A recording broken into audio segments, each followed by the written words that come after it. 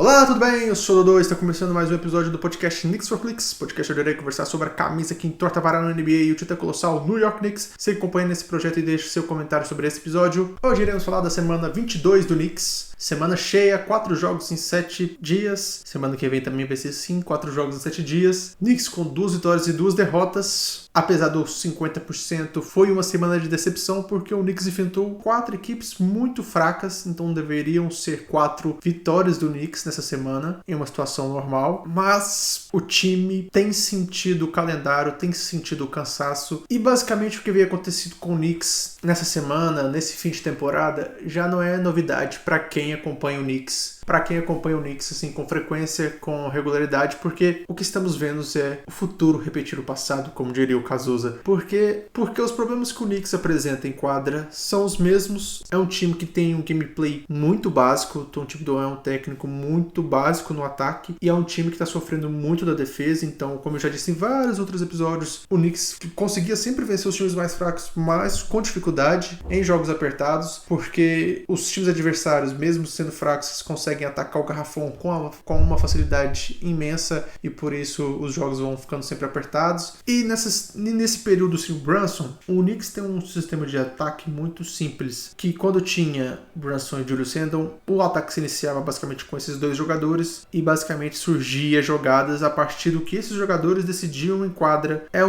O Tom Thibodeau é um técnico que dá liberdade para o playmaker, porém, se o playmaker não está num bom dia, ou se o playmaker está machucado, como é o caso do Jalen Brunson, que provavelmente não joga mais essa temporada regular, deve voltar só para os playoffs ou para o finalzinho da temporada regular, o time fica sem saber o que fazer dentro de campo. Então é um time que tem muita dificuldade de criação. O Knicks basicamente agora jogou as 3 primeiras partidas com o Deuce McBride no lugar do Jalen Brunson, e o Deuce McBride, para se tornar um jogador útil na NBA, ele começou como um armador, e a posição dele titulada é armador, e pelo tamanho dele, ele é listado como armador, porém ele não joga mais como armador, ele joga como um ala armador, ele joga como shooting guard. Essa é a função que ele faz, ele pega e chuta, ele defende, e no ataque a bola chega nele, ele vai arremessar. E ele faz muito bem isso, um excelente jogador, não tem nada o que falar sobre ele. Porém, ele teve que abandonar toda a mentalidade de armador dele para alcançar esse nível e para se tornar um jogador útil na NBA nessa altura da vida dele, para ter minutos aqui no Knicks, que, como a gente sabe, é uma situação bem difícil para quem é novato ou quase novato. E agora, como titular, o time precisa que ele faça o playmaker, e ele não consegue. Então o Knicks tem um ataque bem difícil de assistir. Já era um ataque assim difícil de assistir em termos de que não tem nada muito elaborado, e agora é um ataque difícil de assistir porque parece que é tudo na marra, tudo muito truncado. Outra opção pro Knicks seria o Cameron Payne, que eu acho que é um jogador mais parecido com o McBride do que com um armador de verdade, mas eu acho que ainda assim ele é mais capaz de orquestrar um pick and roll do que o Deuce. E também tinha o Hulk, que o Knicks draftou porque ele estaria mais preparado para a NBA do que Hulks mais jovens, que é o Tyler Kolek. Só que o nosso técnico é o Tom Thibodeau, e o Tom Thibodeau não coloca novato para jogar. Já aconteceu, todo mundo vai lembrar das exceções, mas na maioria das vezes ele não coloca. O time sofre muito para conseguir pontuação do banco de reserva, e basicamente eu vou chegar nesse momento antes de falar disso, porque o Knicks, explicando a semana do Knicks, o Knicks fez 4 partidas, como eu disse. A primeira contra o Miami Heat em Nova York. O Knicks venceu o Miami Heat por 116-95 em um jogo que no início o Knicks começou muito mal. Esse tem sido um padrão também da temporada. O Knicks não costuma começar bem as partidas, vai melhorando com o tempo. Começou mal essa partida, o Miami Heat conseguiu abrir uma vantagem boa no início, e o Knicks foi tirando essa vantagem. O Knicks é mais time que o Heat, é mais time que os outros adversários dessa semana também, e mesmo assim perdeu. Então poderia ter perdido essa partida caso não tivesse se recuperado a tempo. E até lá, o intervalo da partida, no fim do segundo quarto, o time já tinha passado à frente. Foi uma excelente partida do Josh Hart, mais um triple-double para ele, e uma boa partida do Towns, e uma boa partida do Michael Bridges. Foi uma das melhores partidas do Michael Bridges no ano. Então ele fez 28 pontos, acertou 4 bolas de 3, e muita gente depois dessa partida falou: olha, esse é o Bridges sem o Brunson, porque agora o time precisa mais dele, mais do estrelismo dele, e aí ele vai aparecer mais. Esse é o Bridges que a gente gente queria, mas eu nunca me iludi muito não, porque o Michael Bridges é um jogador bom. Ele é... Vários times têm um jogador no estilo Michael Bridges, que você vê que é um jogador talentoso, que é um jogador bom, que é um jogador bom na defesa e bom no ataque. Só que ele não é espetacular nem na defesa nem no ataque. Um grande exemplo pra mim, que é claro pra quem acompanha basquete há muito tempo, é o Tobias Harris. Ele é tipo o Tobias Harris. É um bom jogador, claro, é óbvio que ele é um bom jogador, é um bom defensor, tem boa leitura de jogo, mas ele não se destaca de verdade. Ele é aquele jogador que vai ter essas partidas que ele faz aí os seus quase 30 pontos e que você pensa, olha, esse é o Tobias, esse é o Michael Bridges que a gente precisa. E aí chega no jogo de playoff, ele vai acabar a partida com 6 pontos. E não vai conseguir ser um lockdown defender, porque ele é um bom defensor, ele não atrapalha a defesa igual o Towns e o Brunson, mas ele não vai ser o lockdown defender igual o Giannunobi. Ele não é um cara que vai mudar o jogo nem na defesa e também não vai mudar nem no ataque também. Não dá pra ter muita esperança só porque ele fez uma boa partida contra o Heat. Depois dessa vitória, o Knicks foi para o Texas enfrentar o Spurs sem o Wembanyama, que obviamente aí teve aquele problema lá de coágulo, então não tá jogando. E aí o Knicks perdeu esse jogo pro Spurs, sim, de uma maneira constrangedora. Foi constrangedor porque, como eu disse, esse fim de temporada do Knicks é um repeteco do que a gente vê do Knicks o ano inteiro, do que a gente vê com o Tom Thibodeau o ano inteiro. O Knicks foi massacrado por um reserva do Spurs, que é o Sandro Mamu alguma coisa, eu não vou nem tentar falar o nome desse cara, que fez a partida da vida dele, fez 14 arremessos, acertou 13, arremessou 7 bolas de 13, acertou a 7, terminou o jogo com 34 pontos em 19 minutos. Uma partida histórica, brilhante de um jogador mediano. Mas o que aconteceu? Esse cara teve espaço e arremessou bem. Os companheiros viram e continuaram distribuindo a bola para ele, e o Knicks não mudou o game plan. Basicamente, essa é uma situação bem comum com o Tom Thibodeau, bem comum com outros técnicos também na NBA, tem essa fama, tipo o Michael Budenholzer. São técnicos que não mudam com frequência. Eles demoram muito tempo para mudar. E o Tom Thibodeau não quis mudar, deixou o Sandro livre o jogo inteiro e ele foi fazendo cesta. Os jogadores poderiam tomar essa decisão, mas esse é o comentário que eu quero fazer aqui depois, mais pra frente, que é uma coisa que eu acho que mudou, que é uma mudança frente aos outros anos. E os jogadores, mas vou deixar para depois eu faço esse comentário. Os jogadores também não quiseram mudar, seguiram a risca o técnico, e o Knicks perdeu esse jogo que supostamente deveria ter vencido e perdeu feio. E aí aconteceu mais uma coisa comum de Knicks, o time perdendo feio e o Tibbs não colocou os reservas. O time estava sendo destruído sem o Brunson. Era um jogo, já que tá perdendo, vamos pôr o banco para rodar. Não colocou o banco para rodar. O Tyler Kolek, o jogador do draft, o Hulk, o jogador que a gente draftou por estar mais pronto do que a maioria dos jogadores da idade dele para atuar na NBA, jogou 1 minuto e 50. Jogou bem no finalzinho. O jogo já tinha sido decidido muito antes. O Knicks perdeu esse jogo praticamente desde o último quarto. Já era certeza que o Knicks tinha perdido essa partida. Como eu disse, 120 pro Spurs, 105 pro Knicks. E o Tom Thibodeau tem 10. Ele vai... É os mesmos defeitos de sempre. Demora muito para mudar o gameplay do jogo, muito para mudar o gameplay do jogo, muito para alterar os jogadores, muito tempo para dar oportunidade para os jogadores. São os mesmos problemas de sempre. E aí, no dia seguinte, o Knicks saiu do Texas e foi para Charlotte. Atravessou os Estados Unidos para poder jogar contra o Hornets. No dia seguinte, no back-to-back. E depois da partida desastrosa, eu imaginei 2 cenários. Os jogadores, porque o basquete tem essa coisa, o basquete todo esporte mas o basquete, eu acho que ele é mais claro para quem acompanha, é um esporte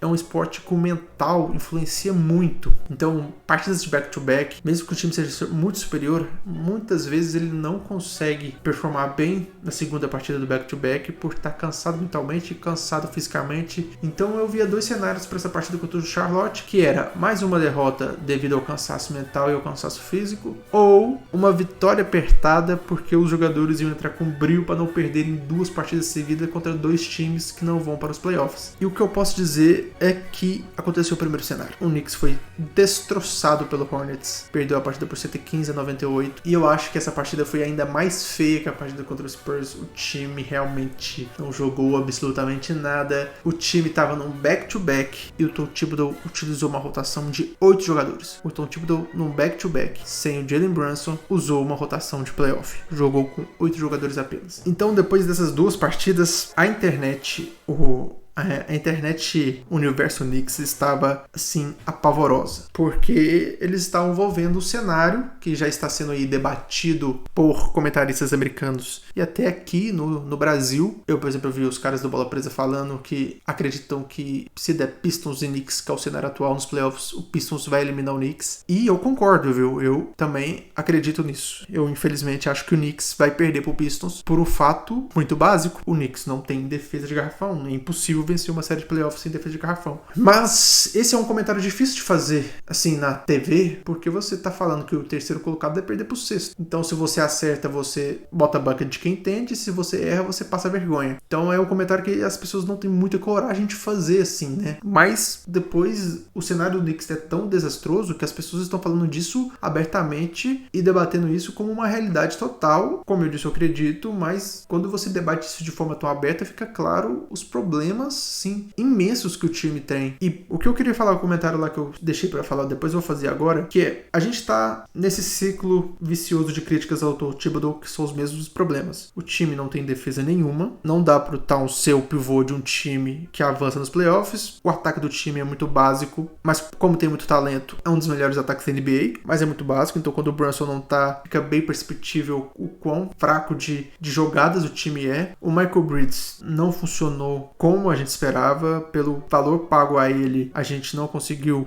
uma melhora tão grande em frente ao Donte DiVincenzo. Na minha humilde opinião, pioramos, eu prefiro o Donte DiVincenzo do que o Michael Bridges. O time tem uma rotação minúscula, joga com 8 jogadores e os caras estão cansados. O Knicks, o time titular, joga muito tempo, então tem sempre o problema de estourar os jogadores, principalmente o Giannunobi, que é um jogador de vidro. O Josh Hart tá jogando machucado, o Towns joga machucado, o Brunson tá machucado, então são todos esses problemas de sempre, mas eu notei uma diferença esse ano, que é, esse ano está mais claro que os jogadores estão insatisfeitos com o Thibodeau, principalmente na parte da minutagem, principalmente na parte dos minutos. O Thibodeau sempre foi assim, inclusive ele já ganhou várias pesquisas de técnico que os jogadores não querem jogar, então ele sempre é listado como, não quero jogar pra esse cara, ele sempre é o primeiro da lista. Porém, com o time que ele montou no Knicks, se os jogadores pensassem assim, pelo menos eles não diziam isso pra imprensa, era algo bem interno. Por fora parecia que a relação era ótima e que tudo tava caminhando muito bem, que todo mundo tinha comprado a ideia do Tibbs e todo mundo jogava ali na carraça os 48 minutos, quem entrasse bem ligado sempre. E esse ano eu percebi que mudou. Por várias questões diretas, como o Michael Bridges oficialmente reclamou dos minutos com o Tibbs, falou isso pra imprensa. O Tom Thibodeau inicialmente confirmou que ele tinha falado e depois fingiu de bobo e falou que nunca teve essa conversa, o que pra mim é muito perigoso. Mostra que ele falou abertamente sobre isso, mas quando ele viu a repercussão que teve, ele deu de desentendido, ou seja, mostra que não ficou muito claro qual que foi a conversa que ele teve com o Bridges. A resposta dele é tosca, ele fala lá, em termos de média de minutos, o Brunson não tá entre os maiores, e o Kit joga mais. Só que isso é uma isso é uma verdade estatística em si, mas não mostra a verdade de fato, porque alguns jogos o Knicks decidiu o jogo muito rápido e aí os reservas entram antes e aí diminui a média do Brunson. Mas se você olha os jogos apertados, o Brunson e o Towns e o Hart jogam 40 minutos e jogam 40 minutos todo jogo. Tem uma estatística que o cara mandou, a diferença de um cara que joga 37 minutos de média por jogo e um de 32, contando as 82 partidas, o cara que jogou 37 minutos joga muito mais partidas a mais do que o que joga 32 minutos. Então o Tibbs não soube se defender disso e depois deu uma de desentendido quando viu que a repercussão foi grande sobre o fato do Michael Bridges, o jogador que chegou agora, ter reclamado que tá jogando muito tempo, precisava descansar mais. Ele não usou essa palavra, ele falou de forma suave, ele disse que precisa dar tempo pro banco de reserva jogar. Essa é uma reclamação que alguns jogadores reservas também já disse, nas entrelinhas, obviamente, ninguém reclamou tão abertamente sobre minutagem igual o Bridges fez com o Tibbs. Muitos, tanto o Cameron Payne quanto o Shamet, contra o Atiu, falando que precisa estar em quadra para ganhar confiança. Bota aí mais 3 jogadores reclamando do técnico, de uma maneira mais suave, obviamente, mas reclamando. Para quem tá aí muito tempo acompanhando esporte, sabe que isso, quando o jogador reclama assim, ele pode estar muito mais insatisfeito na realidade. Teve o caso também do Tibbs gritando, brigando com o Josh Hart durante o jogo. Não adianta falar que é normal, porque não é normal aquela discussão, senão a gente já teria visto ela algumas outras vezes, a gente não tinha visto antes, foi a primeira vez. Então mostra também uma insatisfação ali que não é comum, que é o jogador sim que deu liga com o Tibbs já desde o início. No podcast, tanto o Brunson quanto o Josh Hart, que eles têm um podcast, eles também falaram sobre isso, que os jogadores do banco precisam ter mais minutos para ter mais confiança. Então essa é a grande diferença que eu vi dos outros anos, é que os jogadores estão insatisfeitos. A minha impressão pessoal é o que eu falei até agora, são os fatos, né? São as reclamações que aconteceram oficialmente, e a impressão que eu tenho acompanhando o Knicks é que esse grupo de jogadores demonstra uma insatisfação muito maior com o time, com a comissão técnica, do que nos outros anos. Também a primeira temporada do Knicks sem o Johnny O'Brien, que era um assistente técnico muito querido na comissão, e ele foi pro Cavs. Era um cara assim que era muito querido pelos jogadores e tal, e sem ele, com essas novas aquisições, eu vejo, essa é uma impressão pessoal, obviamente, que os jogadores estão muito mais insatisfeitos com o técnico, com a comissão técnica, e pode ver pelos 2 jogadores que o Knicks contratou, o Michael Bridges e o Towns. Eles não têm o perfil, eles não têm a personalidade de Tibbs. Eles são jogadores meio soft. Eles não são jogadores de outra geração, eles são dali da geração do Brunson e do Hart, mas eles têm uma mentalidade, um estilo de jogo diferente, e que eu acho que não casou com o Tibbs, e eu acho que eles estão insatisfeitos aí com o jeito do Tibbs treinar o time. E é a primeira vez que eu acho que tem uma chance real do Tibbs ser demitido ao fim da temporada. Porque isso é algo muito comum na NBA e no futebol aqui brasileiro, então a gente sabe muito bem que se o time precisa de uma mudança, é muito mais fácil você mudar o técnico do que mudar o time inteiro. Então costuma sempre sobrar pro técnico, e nesse caso eu acho que vai sobrar, caso o Knicks realmente seja eliminado pelo Pistons, vai sobrar com razão pro Tibbs, porque eu vejo o Tibbs igual eu vi a negociação do Julius Randle. O Julius Randle foi um excelente jogador do Knicks. O Julius Randle deu dignidade pro Knicks. O Knicks era um dos piores times da NBA. Com o Julius Randle a gente voltou pros playoffs, venceu a série de playoff. A gente voltou a sonhar, a gente conseguiu o Towns, conseguiu o Anunoby, conseguiu montar um time decente, montar um time que as pessoas respeitam devido ao Julius Randle. Mas ele tinha defeitos grotescos no ataque e na defesa. E chegou um momento que era assim, Julius Randle, muito obrigado, você foi ótimo pra gente, mas chegou o momento de terminar essa relação, vamos avançar, vamos tentar pegar um jogador mais talentoso. Eu vejo o Tibbs na mesma situação. O Tibbs foi um técnico muito importante pro Knicks, deu uma cara de raça e de vontade pra esse Knicks, assim, que é muito gostosa de assistir, mas eu acho que bateu no teto. Eu acho que esse é o limite do Tibbs, porque a montagem de elenco do Knicks não foi boa. O Knicks não montou um elenco forte, o Knicks apostou nessas 2 contratações, no Towns e no Bridges, para fazer o time dar um salto, e não foi um salto imediato. Esse salto não aconteceu imediato, não aconteceu automaticamente. A gente precisava de um trabalho técnico mais elaborado, alguém com ideias melhores, tanto na defesa quanto no ataque, ideias mais versáteis, vamos dizer, melhores não é a palavra certa. Algum técnico que tenha uma capacidade de versatilidade maior que o Tibbs, porque isso acontece na NBA. Há alguns anos, o Knicks enfrentou o Cleveland Cavaliers nos playoffs, e o Knicks massacrou o Cavaliers. E depois da temporada seguinte, eu acho que o Cavs foi mal na temporada regular e eles demitiram o técnico, porque parecia que o time tinha batido do teto e que aquele time não ia dar certo. Que Jarrett Allen e Evan Mobley não ia dar certo, que era necessário trocar um dos dois. Mas aí eles foram no mercado e contrataram um técnico na entrevista perguntando como é que o técnico ia fazer os dois jogarem juntos. E eles conseguiram o técnico atual deles, que eu acho que é o Kenny Atkinson, esqueci o nome do cara, mas é o ex-técnico do Nets, acho que é Kenny alguma coisa, e o cara teve uma ideia, e aí eles contrataram ele e deu super certo. Então hoje, depois aí na temporada regular, o Cavs melhorou o elenco, fez algumas contratações, mas basicamente ainda é o mesmo time que o Knicks bateu 2 anos atrás, e que o Knicks, sim, destruiu os caras. É basicamente o mesmo time, e hoje é disparado o melhor time da NBA, porque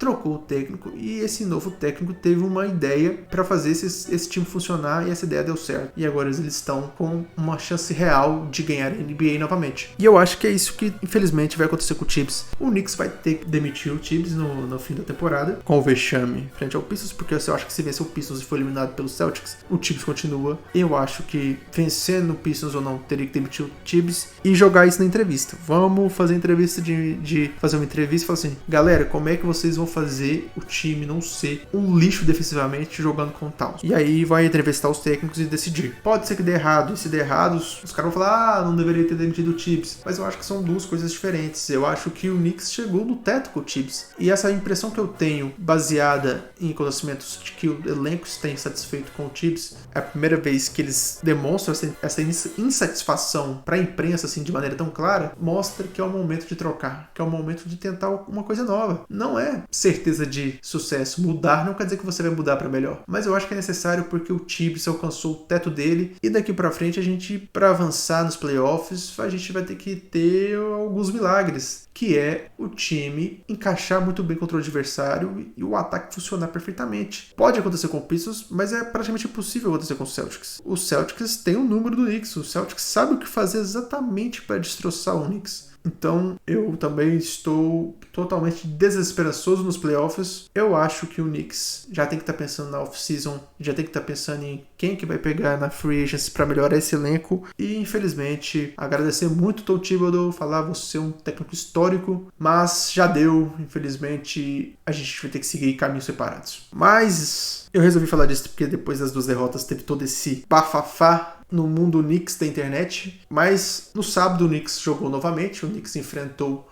o Washington Wizards e venceu. Foi um jogo que o Knicks já venceu ali desde o segundo quarto, já estava praticamente garantido a vitória. Foi um jogo em que o McBride não pôde jogar, então o Cameron Payne começou como titular e o Kolek, que eu falei no início, pôde jogar essa partida. Jogou bem daquele jeito, né, gente? Ele não vai ser um jogador brilhante nunca na carreira, assim, mas é um jogador sólido, que infelizmente nunca joga, porque o Tibbs é um técnico muito difícil, assim, Tibbs tem alguns probleminhas de mentalidade, assim, muito fixos na mente dele. O Knicks venceu esse jogo por 122-103, em uma ótima partida do Towns, em uma outra ótima partida do Bridges. Eu acho que não é coincidência que as duas partidas que o Knicks venceu essa semana foi com o Bridges brilhando, ou seja, foi a segunda pontuação, segunda força ofensiva que o Knicks precisa sem o Brunson. A gente pôde ver aí o Kolek jogar por 18 minutos, então foi um joguinho gostoso de assistir, para você poder ver e reparar. Foi um jogo gostoso de assistir se você assistiu reparando nesses detalhes, assistindo o Cameron Payne comandar o ataque, que é algo que o Knicks estava precisando, o Kolek jogando,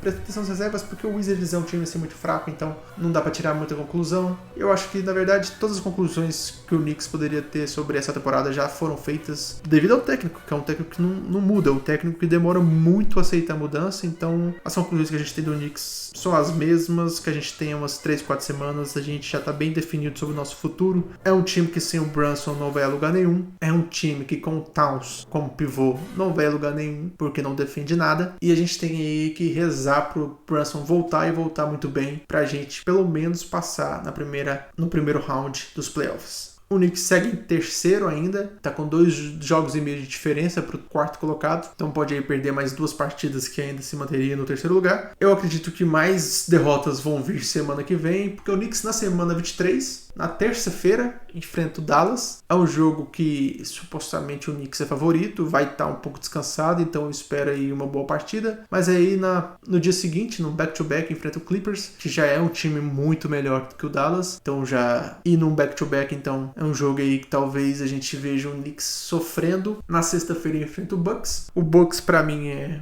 joga um dado pra cima. Às vezes você enfrenta um timaço e às vezes você enfrenta um time disperso, então não dá pra saber. E no domingo, fechando a semana, o Knicks enfrenta o Blazers, que é um time perigoso. É um time jovem em ascensão. O Knicks venceu eles lá em Portland na prorrogação, naquele jogo difícil, com a cesta no último segundo do Bridges. E agora vai ter a revanche em Nova York no domingo. Vamos ver como é que o Knicks sai essa semana. É possível que até o fim da temporada a gente perca essa terceira posição, infelizmente. Ou felizmente, não sei. Mas por hoje é só, pessoal. Eu acho que a minha reflexão da semana foi essa. Eu acho que o Knicks deveria pensar já na off-season, pensar no que vai fazer para melhorar esse time e, quem sabe, pensar num substituto pro Tom Thibodeau, porque eu acho que o Tibbs chegou no seu teto no Knicks. Mas por hoje é só. Semana que vem a gente volta a falar sobre o Knicks, sobre a nova semana do Knicks. Eu fico por aqui, pessoal. God bless e good night.